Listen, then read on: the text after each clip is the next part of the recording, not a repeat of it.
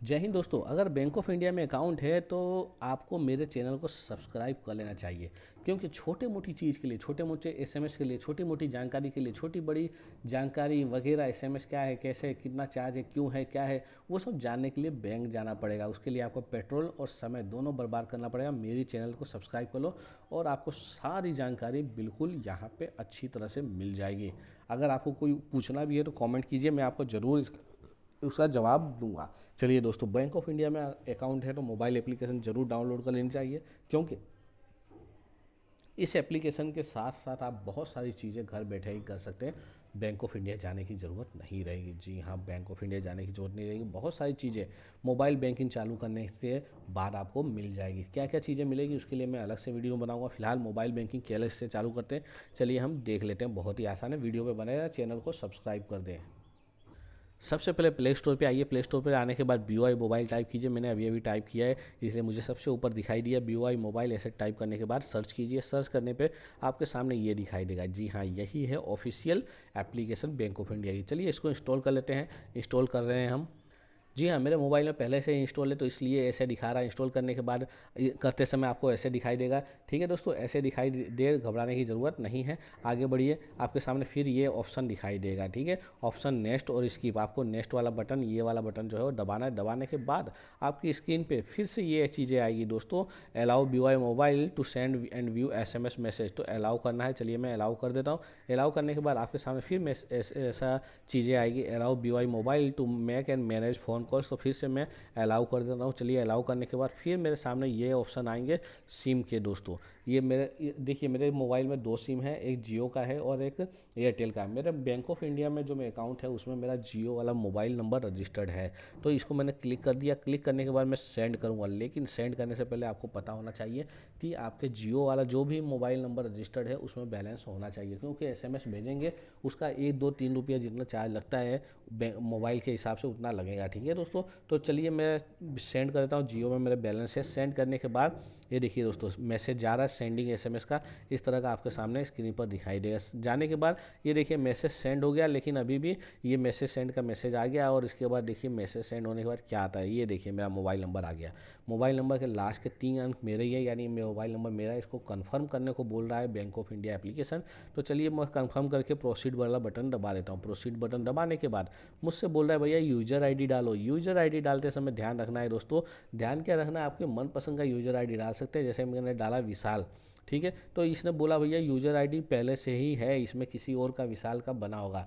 तो मुझे इसने सजेशन दिया ये डाल सकते हो। मुझे ये सब पसंद नहीं है, या तो नहीं है तो मैं दूसरा भी डाल सकता हूँ, जिसे विशाल 3294, विशाल 5264, या विशाल 786, या विशाल 1950, या जो भी डालना है। अगर मुझे इसमें से पसंद है तो मैं इसको क्लिक करूँगा, वो ये ले लेगा। ठीक है दोस्तों, चलिए जो भी है जैसे भी डालना है वो डाल सकते हैं आप। चलिए मैंने डाला विशाल, मुझे ये पसंद आया था, विशाल 305। विशाल 305 डालने के बाद फिर अगली स्क्रीन पे ये आएगा एंटर लॉगिन पिन और री एंटर लॉगिन पिन, मतलब 6 अंकों का लॉगिन पिन डालना है, इधर भी और इधर भी।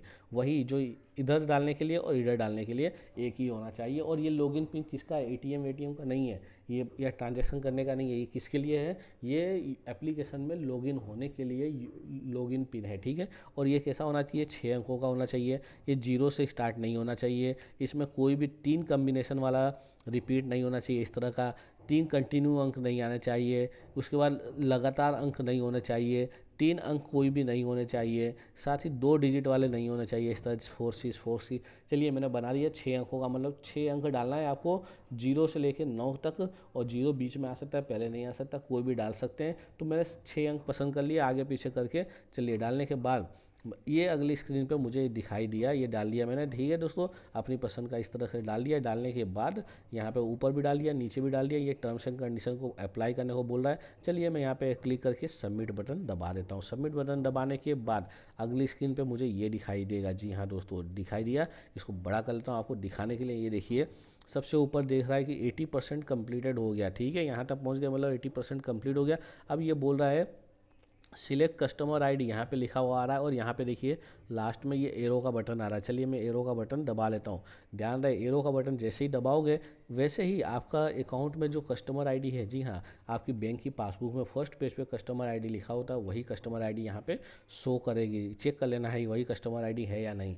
वही कस्टमर आईडी है, मैंने चेक कर लिया और इसको क्लिक कर दिया। क्लिक करने के बाद यहाँ पे ओके वाला बटन दबा दिया। दबाने के बाद ये कस्टमर आईडी हो गया वेरीफाई। अब फिर दोबारा फिर से आ रहा है अकाउंट नंबर के लिए। देखिए दोस्तों, ये था कस्टमर आईडी के लिए और ये अकाउंट नंबर के लिए। यहाँ पे जैसे ही ये दूसरा बटन है छोटा सा, देखिए एरो मार्क वाला, ये देखिए एरो मार्क वाला दूसरा बटन, ये तो हमने कर लिया। अब ये दूसरा बटन भी दिखाई देगा बाद में, इसके करने के बाद, ये होने के बाद ये दूसरा बटन दिखाई देगा। इसको क्लिक किया तो ये अकाउंट नंबर आया, इसको चेक कर लेना, यही आपका खाता संख्या है ना। चेक कर लिया मैंने, मेरा यही है, तो यहाँ पे क्लिक किया। क्लिक करने के बाद ओके बटन दबा दिया। ओके बटन दबाने के बाद फिर ये हमें कहाँ ले जाएगा, जी हाँ, ओके बटन दबाया।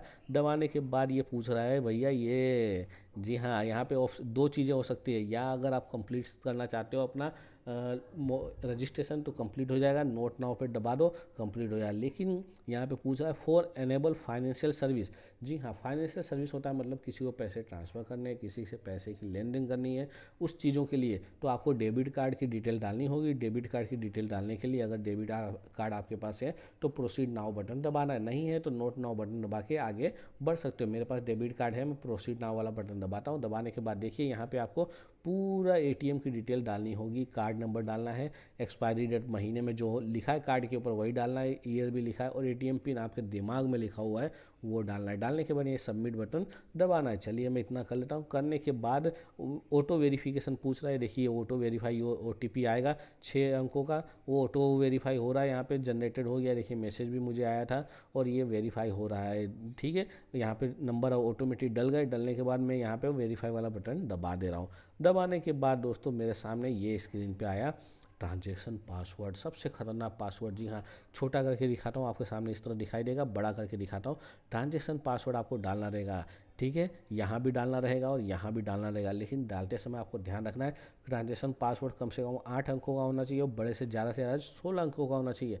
बड़ी ABCD के अंक भी होने चाहिए, छोटी ABCD भी होनी चाहिए, 0 से लेकर 9 अंक के बीच का भी अंक होना चाहिए, और साथ ही साथ स्पेशल कैरेक्टर भी होने चाहिए। इन सबको मिला के स्ट्रॉन्ग पासवर्ड बनाना है। जी हाँ दोस्तों, स्ट्रॉन्ग पासवर्ड बनाना है। आप जैसे जैसे यहाँ पे नंबर डालते जाओगे, जैसे S डाल दिया कैपिटल में, फिर 5 डाल दिया, ठीक है, फिर उसमें हैश डाल दिया, ठीक है, इस तरह डालते जाओगे तो ये एक एक करके हटते जाएगा। जब सब हट जाएगा इसका मतलब आपने जो डाला है वो सही है। जो यहाँ पे डाले हो वो दोबारा यहाँ पे नीचे री एंटर में डालना है, ठीक है दोस्तों। चलिए दोनों ऊपर नीचे में डाल देता हूँ। चलिए देखिए डाल लिया। डालने के बाद देखिए किस तरह आ गया, सब के सब टिक का निशान आ गया।